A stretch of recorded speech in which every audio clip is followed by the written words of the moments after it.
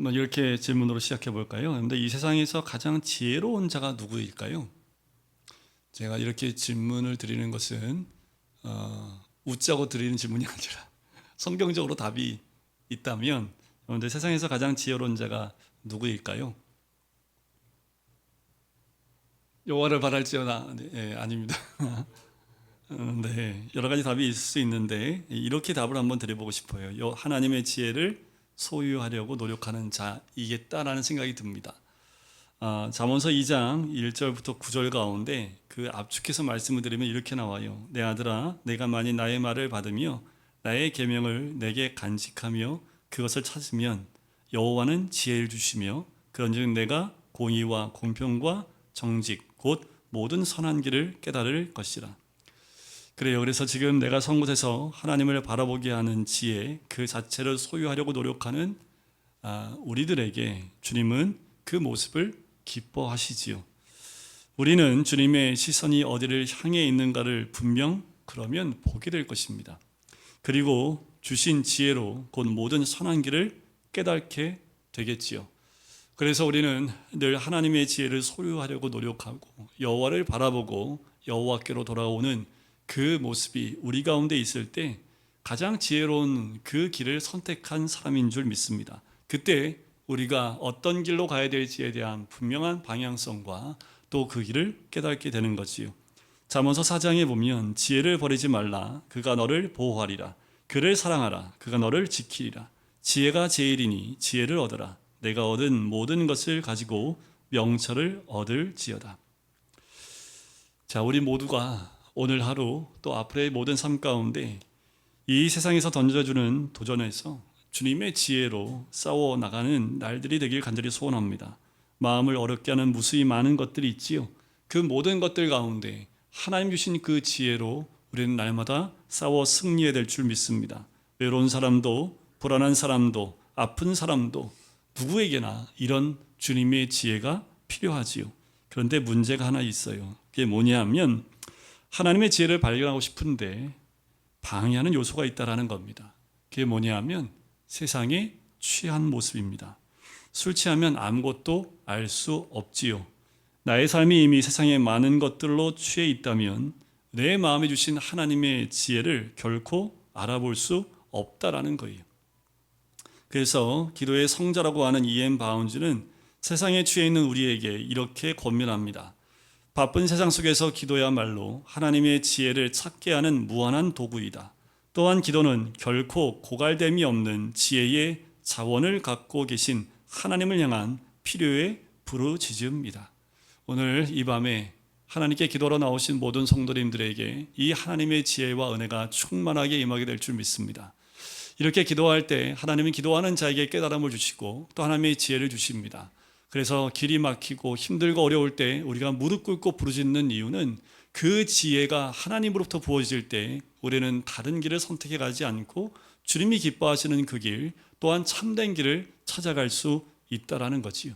우리가 무릎 꿇을 수 있다라는 것은 어쩌면 극한 고난 가운데 어떻게 할 줄 알지 못해서 마음의 힘듦과 괴로움 가운데 있을 때 무릎 꿇을 수도 있겠습니다. 그런데 중요한 것은 기도하는 자에게 분명히 하나님이 응답하시고 하나님의 지혜로 또 은혜로 채워주신다라는 거지요. 시편 130편을 기록한 사람은요, 깊은 영혼의 갈망을 가진 사람입니다. 1절에 보면 깊은 곳에서 주께 부르짖었나이다 했고요. 2절에서는 부르짖는 소리에 귀를 기울여 달라고 그렇게 이야기하지요. 그런데 물에 빠져본 경험이 있으세요? 물에 빠져서 한번 허우적거린 경험이 있으신 분? 물속에 못 들어가죠. 저도 그런 경험은 없습니다.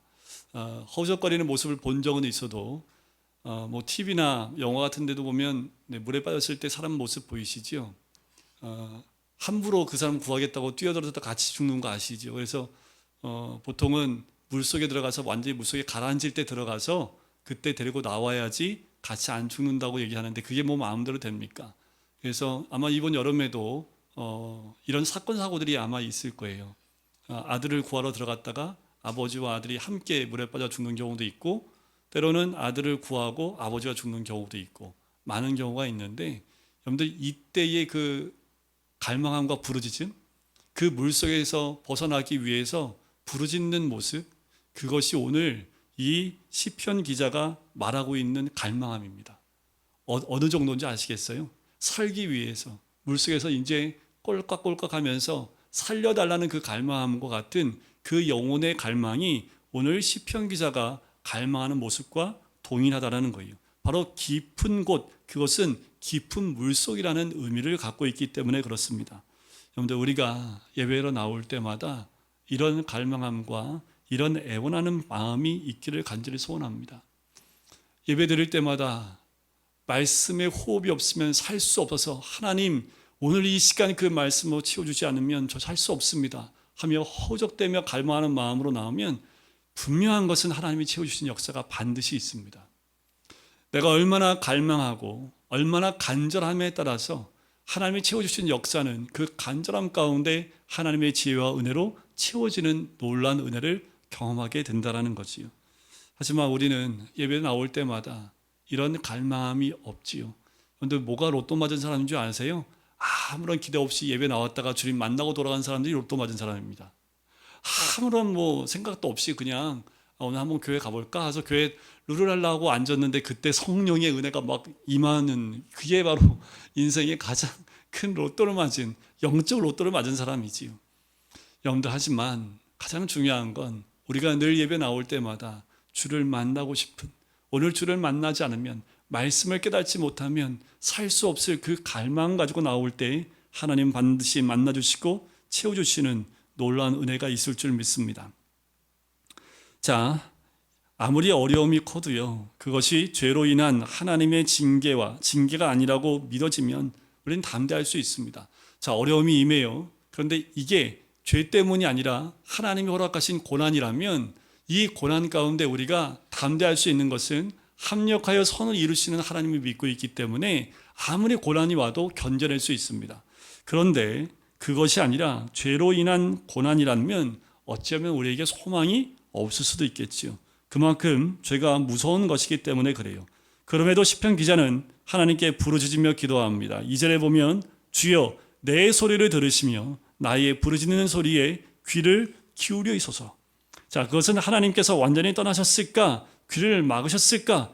두려웠기 때문입니다. 근데 3절에 보면 여호와여 주께서 죄악을 지켜보실진데 주여 누가 서리이까? 그래요, 어려움이 와도 기도하지 못하는 사람이 있지요. 때론 자기 죄 때문에 오는 것 때문에 그 죄의 무게 때문에 주님 앞에 기도하지 못하는 사람도 있고, 믿음이 연약해서 이렇게 기도한다고 하나님 들으시겠어? 하고 아예 처음부터 기도하려고 하는 마음까지 없는 경우도 있습니다. 때로는 그 믿음 자체가 없기 때문에 하나님 앞에 무릎 꿇지 못하는 경우도 있지요. 그러나 시편 기자는 하나님은 용서하시는 하나님이심을 믿었습니다. 그래서 4절에 본 이런 고백을 하지요. 그러나 사유하심이 주께 있음은 주를 경외하게 하심이니이다. 그래요, 하나님은 용서하시는 하나님이시고 우리가 기도하면 반드시 들어주신다라는 고백을 이 시편 기자는 하고 있습니다.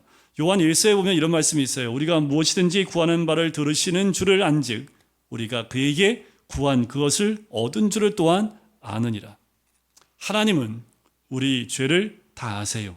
우리가 지은 죄를 다 보십니다. 그러나 하나님이 주목하시는 것은 죄일까요? 우리일까요? 하나님이 주목해 보고 계시는 것이 우리가 지은 죄를 주목하고 보고 계실까요? 죄를 지은 우리를 주목해 보시고 계실까요? 답은 삭개오를 보면 아실 수 있습니다. 예수님이 삭개오를 보자마자 이 나쁜 놈이라고 말씀하지 않았고 네가 누구에게서 토색했지? 라는 말씀을 한마디도 하신 적이 없습니다. 왜냐하면 삭개오를 바라보시는 주님의 눈을 보면 그냥 그 한 사람 삭개오만을 바라보고 계시다라는 거지요. 여러분들, 베드로를 한번 보세요. 베드로가 예수님이 대제사장이 끌려가서 갖은 고초를 당할 때 그때 베드로가 그 안으로 들어가지요. 들어갈 때 그 여종한테 뭐라고 했습니까? 너도 저당이냐라고 했을 때 베드로가 뭐라고 그랬어요? 부인하고 저주하고 3번이나 예수님 모른다고 부인했습니다. 그때 누가복음에 보면 예수님이 눈을 돌려 베드로를 바라봐요. 그때 베드로가 예수님 눈과 마주칩니다. 그때 예수님의 눈동자는 어땠을까요? 죽일로 이랬을까요? 어떤 눈이었을까? 예수님이 이미 알았어요.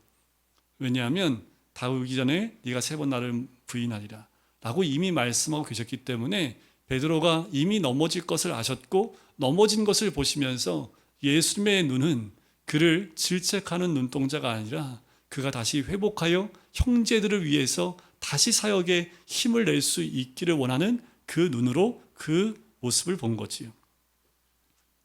그래요. 예수님 안에서 하나님은 우리의 심판주가 아닙니다. 아버지이십니다.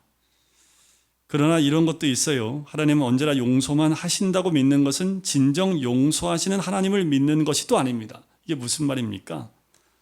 늘 평생 주님 앞에 나와서 또 죄짓고 왔습니다. 그 다음 주에도 또 죄짓고 왔습니다. 그 다음 주에도 또 죄짓고 왔습니다. 하다가 삶을 마칠 것입니까? 그것은 진정 용서하시는 하나님의 그 은혜를 경험한 사람이 아니라는 거지요. 왜 자녀들이 매일 똑같이 아버지 앞에 무릎 꿇고 오늘은 제가 이 죄졌습니다. 내일도 똑같은 죄 짓고 또 무릎 꿇고 아버지 제가 또 죄졌어요. 계속 이러면 아버지가 어떻게 할까요? 정신 차리게 만들겠지요. 그런데 우리가 용서의 하나님을 대할 때 그 용서의 하나님이 이런 하나님이기 때문에 날마다 죄만 용서해 주는, 죄를 고백하는 모습으로만 나가는 것, 그것은 아니라는 거지요. 하나님께서 우리의 죄를 용서하시는 이유는 딱 한 가지 있습니다. 우리에게 오셔서 우리와 함께 하시고 또 우리를 인도하기 위함입니다. 임마누엘의 하나님이라는 거예요. 주님은 우리와 함께 하길 원하십니다. 우리를 인도하기 원하시고 우리와 함께 동행하기를 원하신다라는 거지요. 이것을 믿게 돼야 진정 하나님의 용서를 믿게 되는 거예요. 죄가 하나님과 동행하지 못하게 만들기 때문에 그 죄를 회개하고 주께로 나오는 것이지 날마다 죄짓고 회개하기만 하기 위해서 아버지 품으로 돌아오는 것은 아니라는 거지요. 우리의 절망은 죄와의 싸움에서 우리가 너무나 무력하다는 것에 있습니다. 로마서 7장에 보면 내가 원하는 것은 행하지 아니하고 도리어 미워하는 것을 행합니다. 그러나 주님은 우리를 지켜보신다는 것이 정말 믿어지면 죄를 이길 수 있습니다. 왜 그러냐면 여러분들 하는 일에 제가 쫓아다니면서 보고 있으면 침을 뱉겠습니까? 휴지를 함부로 버리겠습니까? 목사 옆에서 지켜보고 있는데 부담돼가지고, 아니 목사가 아니더라도요 장로님이 옆에서 붙어서 계속 쳐다보고 있다고 한다면 여러분들 네, 그래도 하루에 한 번은 기도하지 않겠어요? 장로님 옆에서 보고 계시니까 하루에 한 번은 기도해야지. 하물며 이렇게 사람이 옆에서 지켜만 봐도 우리가 행동 하나하나가 다르게 행동할 수 있는데 하나님이 나를 지켜보고 계시다고 한다면 여러분들 우리 행동이 달라지지 않겠습니까? 주님을 바라보며 어떻게 죄를 지을 수 있을까요? 목사님 한 분이 이렇게 얘기를 해요. 왜 어떤 사람들에게는 주님이 강하게 역사하시고 어떤 사람에게는 그렇게 하지 아니하시는지, 예수님이 우리 안에 거하시는데도 왜 육신에 끌려 살며 죄를 짓게 되는지 너무나 그 모습 때문에 안타깝다라고 고백하는 목사님들이 있습니다. 주님은 구원받은 모든 이에게 동일하게 역사하세요. 목사니까 더 많이 역사하고 이제 교회 나온 지 얼마 안 됐으니까 너는 조금 역사하고, 그렇지 않습니다. 예수 믿고 난 이후부터는 다 동일하게 역사합니다. 그런데 왜 차이가 있을까요? 이 차이가 있다면 사람마다 주님이 자신 안에 거한다는 그 믿음의 정도가 다를 뿐입니다. 얼마나 내가 주님이 나와 함께 하시는지에 대한 믿음이 어느 정도냐에 따라서 그의 나타나는 모습이 여러 가지로 다르게 나타난다는 거예요. 영국의 유명한 분인 찰스 램이라는 분이 있는데 그분 가운데 한 지인이 있었답니다. 근데 이분은 죽을 때까지 참 존경을 받았대요. 그만큼 인격적이었던 분인데 한 가지 흠은 죽을 때까지 결혼을 못 하셨대요. 이분의 일화인데 이분이 왜 그랬냐 하면, 왜 이렇게 존경받을 만큼 인격이 바뀌었냐 하면 딱 한 시점이 있었는데 이분이 사랑하는 여인을 이제 구원하기 위해서 그 여인의 집으로 찾아갑니다. 얼마나 막 이게 두근반 세근반 하면서 그 옛날에 그 청혼하기 위해서 가는, 얼마나 긴장되면서 갔겠어요. 또 얼마나 빨리 갔겠습니까? 그래서 그 여자 집에, 여인 집에 딱 갔어요. 중세니까 하인이 딱 나옵니다. 하인에게 내가 왔다고 좀 전해 주십시오라고 했더니 하인이 하는 말이, 아가씨가 이제 더 이상 당신을 만나지 않겠다고 하십니다. 이게 충격을 갑자기 받은 거예요. 청혼 올 걸 이미 알고 있는데 청혼하러 왔는데 안 만나주겠다라는 거예요. 그러니까 너무 상처가 심하게 됐습니다. 그래도 이 청년이 안 되겠는 거예요. 이유라도 알아야 되겠다 해서 편지를 씁니다. 도대체 이유가 뭡니까? 했더니 여인으로부터 화답이 왔습니다. 이렇게 화답이 왔어요. 나는 당신을 기다리며 창밖을 내다보고 있었습니다. 당신이 오는 것을 보고 나는 기뻤습니다. 그런데 당신은 길에서 일하고 있던 한 여인을 밀치고 그냥 지나쳐 버리더군요. 당신은 넘어진 그 여인을 부축해주지 않았습니다. 나는 그때 당신은 내 한평생을 맡길 수 있는 남편이 될 수 없는 사람임을 알았습니다. 불쌍한 여인에게 친절을 베풀 수 없는 사람이라면 나에게도 진정한 사랑을 베풀 수 없을 것이라고 생각했기 때문입니다. 이 사건 때문에 이제 이 사람이 완전히 바뀐 거예요. 그래서 누구에게나 친절하고 관대하게 대하게 됐다라는 거지요. 여러분들 누군가 지켜보고 있음을 안다면 만약에 그 여인이 지켜보고 있었다는 것을 알았다면 행동을 그렇게 글쎄요 너무나 막 급한 마음에 그냥 갈지 모르겠지만 그 여인이 보고 있었다면 일부러라도 더 좋은 모습을 보이려 하지 않았겠습니까? 그렇다면 여러분들 주님이 우리 안에 거하심을 안다면 우리의 삶이 바뀌지 않을까요? 한 여인의 이 말 때문에 한 인생이 바뀌었다면 지금 우리 안에서 우리를 보고 계신 주님이 있다는 것을 우리가 믿는다면 우리 인생은 바뀌지 않겠습니까? 요한일서 5장에 보면 하나님께로부터 나신 자가 그를 지키심에 악한 자가 그를 만지지도 못하느니라 했는데 많은 그리스도인들이 마귀의 역사에 많이 휘둘리지요. 그것은 마귀가 구원받은 자를 강제로 사로잡아 죄짓게 하는 것은 아닙니다. 왜냐하면 마귀는 구원받은 자를 손댈 수 없습니다. 이미 우리는 예수 그리스도의 보혈이 있기 때문에 마귀가 우리를 잡고 뒤흔들 수 없어요. 주님이 함께 하심이 믿어지지 않기 때문에 마귀가 주는 생각대로 우리가 움직이는 거예요. 마귀가 원하는 대로 따라가는 거예요. 마귀는 아무것도 안 합니다. 그냥 미끼만 던져주는 거지요. 그 미끼를 덥석 물고 따라가는 것은 우리가 주님 안에 온전히 있는 것을 믿지 못하기 때문에 그것을 선택해 간다는 거지요. 주님만 바라본다면 있을 수 없는 일이지요. 그래요. 주님을 바라보는 눈이 열려야 합니다. 예수를 믿는데 주를 바라보는 눈이 열리지 않으면 늘 우리는 다른 것을 따라가고 다른 것에 의해서 매여가고 내 인생이 주님께 있지 않고 다른 것에 있는 것처럼 생각하기 쉽다라는 거지요. 요한일서 5장 18절에 보면 하나님께로부터 난 자는 다 범죄하지 아니하는 줄을 우리가 아노라. 시편 기자의 갈망은 단지 죄를 용서받는 것에 있지 않았습니다. 주님을 원했던 거예요. 오늘 말씀 5절에 보면 나 곧 내 영혼은 여호와를 기다리며 나는 주의 말씀을 바라는도다. 그가 주님을 갈망하는 마음이 파수꾼의 아침을 기다림보다 더 간절하다고 했습니다. 군대 갔다 오신 분들은 보초를 서왔기 때문에 야간 근무를 쓸 때는 빨리 시간이 지나가야 잘 수 있어요. 시간이 빨리 가기를 고대합니다. 그래도 파수꾼이 혼자 온 밤을 지새는 것은 아니기 때문에 이때 당시에 파수꾼이 아침을 기다림보다는 덜하지만 그래도 군대 가면 1시간씩 보초를 서요. 처음에 쓸 때 마지막 1시간이 다 됐을 때 요 사이가 참 깁니다. 요건 굉장히 길어요. 저도 이등병에 가면 이등병들이 항상 쓰는 시간대가 있습니다. 언제냐 하면 항상 고참들은 10시부터 섭니다. 10시 취침이에요. 10시에 서서 11시에 끝납니다. 이게 최고의 시간이고요. 그 다음에 이제 두 번째 되는 고참은 맨 마지막에 6시에 기상하는데 5시부터 6시까지 쓰는 게 최고입니다. 그냥 쭉 자고 보초 쓰고 바로 일과 시작하면 되니까. 가장 안 좋은 것은 11시부터 12시 사이입니다. 뭐 잠도 못 자요. 1시간 동안 준비해야 되니까. 그러니까 그 시간 기다리는 것도 그렇고 빨리 시간이 끝나야 잠을 자기 때문에 그런 보초의 마음이 바로 6절에 나와 있는 마음에 조금이라도 알 수 있겠지요. 다윗이 바로 그런 사람이었습니다. 그러나 다윗이 범한 죄 중에서 가장 큰 죄라고 할 수 있다면 몇 가지가 있지만 밧세바를 범했던 간음했던 그 사건이지요. 하나님의 선지자가 와서 하나님의 책망함을 전합니다. 그때 신하와 백성들이 다 있는데 다윗이 그걸 인정합니다. 그리고 통곡하고 회개하기 시작을 해요. 채통이고 자존심이고 조금도 생각하지 않습니다. 그때 다윗이 원했던 것은 단지 용서받고 죄 씻음 받는 것만 아니었던 거예요. 시편 51편 말씀에 보면 정확하게 그 내용이 나옵니다. 주의 음성을 계속 듣고 싶은 것하고 성령을 거두어 가지 말아달라고 기도를 해요. 시편 51편 8절에 보면 내게 즐겁고 기쁜 소리를 들려주시사 주께서 꺾으신 뼈들도 즐거워하게 하소서.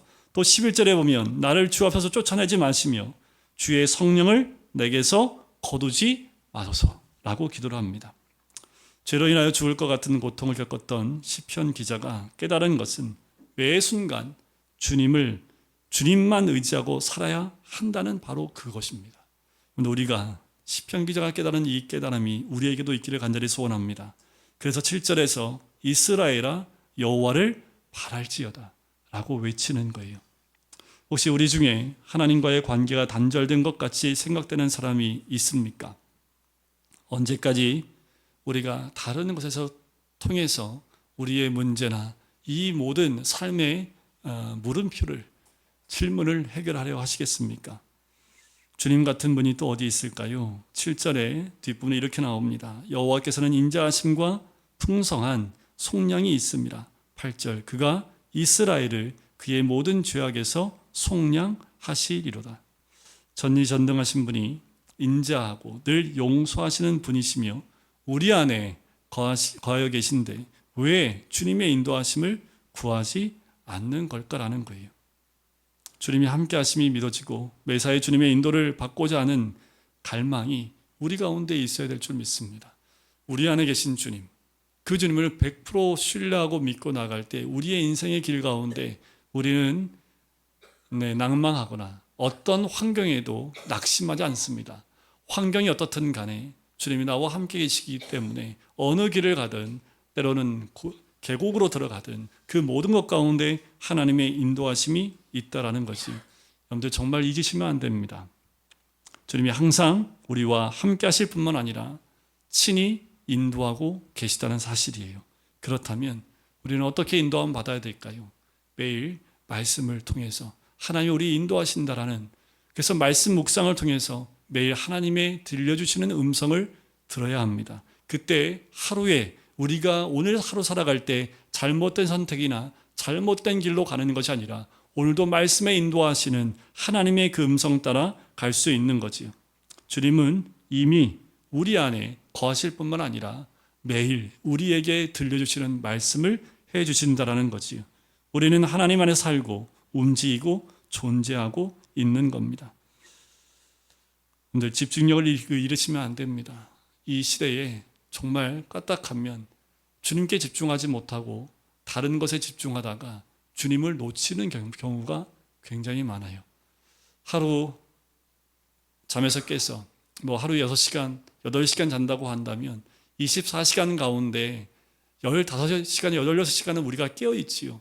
그 가운데 과연 우리는 주님의 인도를 얼마나 받고 있습니까? 우리가 깨어있지 않으면 한순간 우리의 생각과 마음을 세상에 빼앗길 수 있다라는 겁니다. 여러분, 깊은 물속에 빠져가는 사람이 구원을 갈망하는 마음으로 주님의 인도하심을 우리는 날마다 구해야 합니다. 아침마다, 잠에 들기 전, 그리고 식사 때마다, 식사 기도할 때에도 늘 그 갈망과 간절한 마음으로 주님, 나와 함께 하시고 나를 인도하시고 나를 구원하시고 나를 이끌어 달라는 기도가 항상 우리 가운데 있어야 될 줄 믿습니다.